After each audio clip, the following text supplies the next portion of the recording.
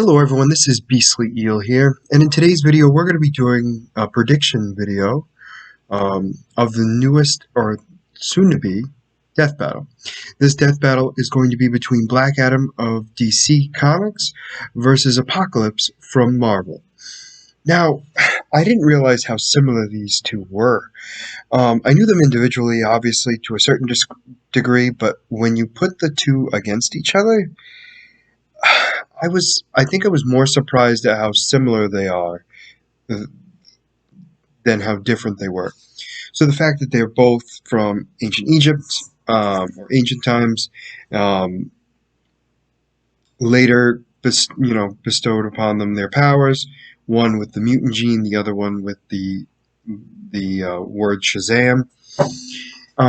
Both being able to transport into time, which is interesting, and the fact that they are both very powerful beings in both their universes. So, this was definitely a tough one to talk about. So, let's talk about Black Adam first.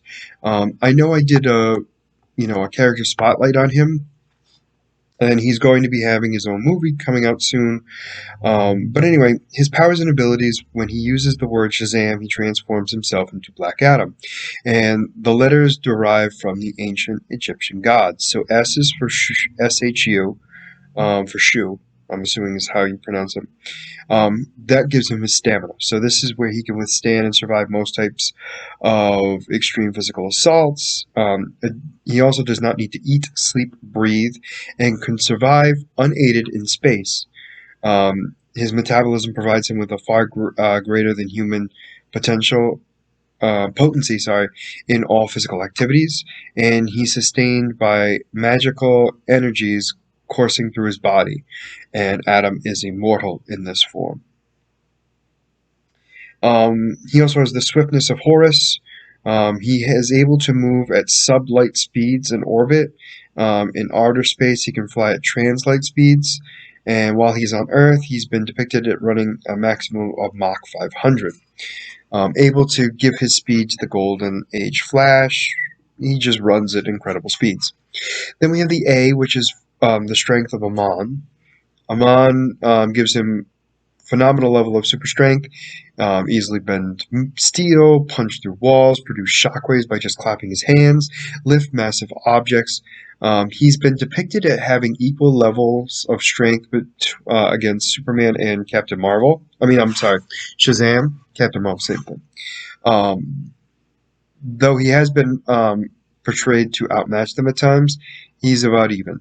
Also, he's been able to fight multiple heroes at the same time, so he was able to go against the Justice League, the Justice Society of America, the Great Ten, Martian Manhunter, and the Teen Titans, and were able to hold his own. I don't know if he necessarily won, but that's still a lot of people to go against him. For the Z, he has the wisdom of Zieti, which gives him vast scholarly knowledge, allows him to know multiple languages, and also provides him with counsel and advice in times of need. He also has the power of Atan. This gives him his ability to fly, fuels his magic lightning bolt that transforms him into Adam, further enhancing his physical abilities. He's also resistant to massive amounts of magic spells and attacks. He can use the lightning bolts as a weapon by dodging it and allowing it to strike an opponent or target, which I find interesting that he himself does not wield it. It also allows him to travel to the Rock of Eternity, thus allowing him interdimensional and time travel. Then we have the courage of Mehan. I think that's how you pronounce it. So with this, he has incredible psychological and spiritual abilities. With this, he has inner strength, willpower, discipline, and resolve,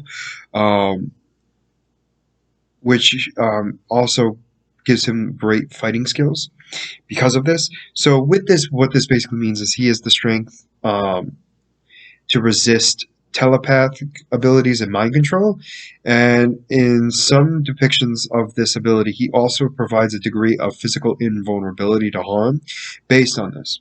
Now, these are his basic abilities, so we're going to for the most part, I mean, that's pretty much what he has. So for Apocalypse here, I mean, he's got a lot. Um, so he has immortality. Um, so this is the part that weirds me out. He can be killed and destroyed at destroyed at times and be put out of commission, but he seems to never be able to be permanently killed. I want to make that clear because that immortality thing is a little odd. So then we have his superhuman strength. He's been able to apparently restrain the Hulk. Now, this is a Hulk that was separated from Banner and lacked the ability to increase his strength with his rage, but because it was the Hulk by itself and no Banner, it did have a higher base strength. Um, so, just to give you kind of heads up, it wasn't the strongest the Hulk could be, but it definitely wasn't the weakest either. He has superhuman speed. He's able to have great reflexes and reaction time. He's very durable. He's highly resistant to injury. With celestial modifications, he's also resistant to harm. Is amplified as well. Teleportation, now this can only be done if he has the equipment on him. This meaning the celestial technology that is kind of part of his armor.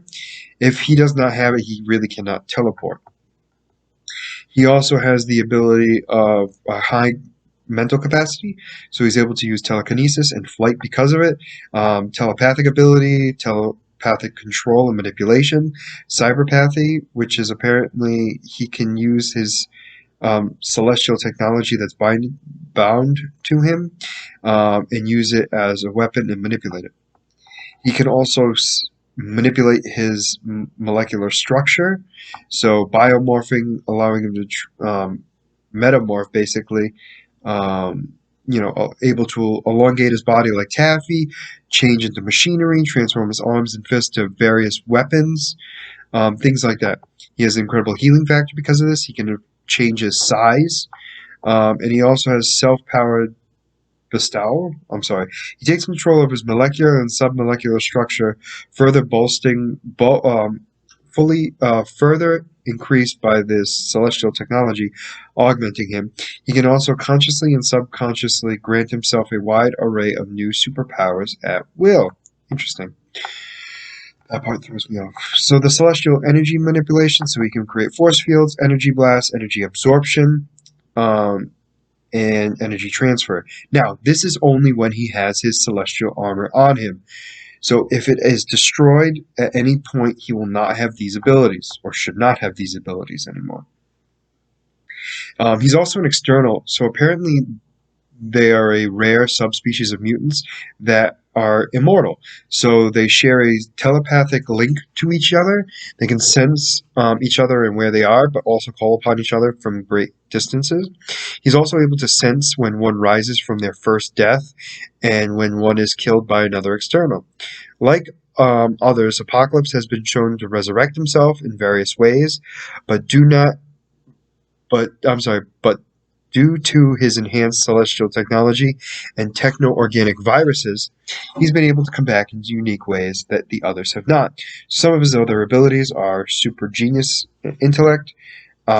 He's just able to understand technology that is far in advance of contemporary science and technology. And he doesn't really need much equipment other than the fact that he has his celestial armor. Now, apparently one of his equipments is a rejuvenation chamber. Apparently the celestial technology capable of manipulating the genes of mutants, giving them altogether new abilities and augmenting the ones they already possess. The process seemingly has effect of warping the minds of the subject more than Apocalypse's ways of thinking. Oh, this has only been used on other people, sorry. So it does not really help him specifically. So this is where it gets tough because these guys are so different, right? I mean, I should say that they're not that different. They're very similar, but they also are just like they have slight differences, and that's what throws me off, man. So like, Black Adam is very smart. Also, eons of knowledge and experience because of the wisdom.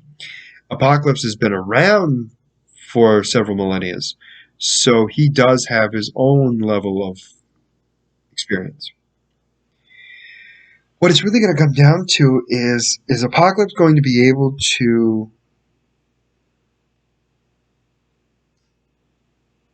make Black Adam transform himself back into his non-powered self?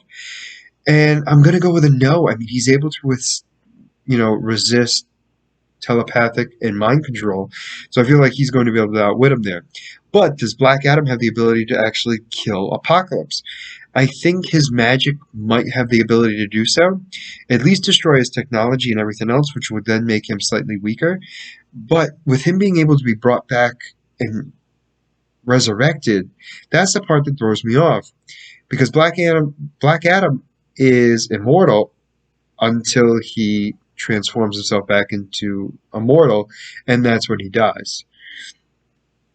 Apocalypse, he doesn't stay dead, but he does die, which is the weird thing, because it's like, is it really death, or is he healing himself, or rejuvenating himself, or resurrecting himself? That's where it comes to be tough. So, I am gonna go with Black Adam as the winner of this, because I feel like to defeat Black Adam, you have to get him to say Shazam. And Apocalypse's mental abilities are not strong enough, in my opinion, to stop the resistance of Black Adam's defenses. I think they were equally strong-ish for the most part. I also am going with him because Black Adam is going up against Superman, who his power is infinite. And Apocalypse has never gone against, to my knowledge, anybody to that caliber of unlimited power. But he might have faced Franklin Richards, which would have been that. This is tough. I'm going to stick with my results, though. I'm going to stick with my first choice, and that is Black Adam is going to win this. It's going to go down to his magic that defeats Apocalypse, and that's what kills him. That's what I'm going to go with. So with that being said, Black Adam is going to be the winner of this death battle. Let me know what you guys think in the comments below. Do you agree with me? Do you disagree with me? If so, why? And if you agree with me, please let me know also in the comments. As always, if you like the content you see, please like and subscribe below. Other than that, this is going to be Beastly Eel signing out. So have a great night.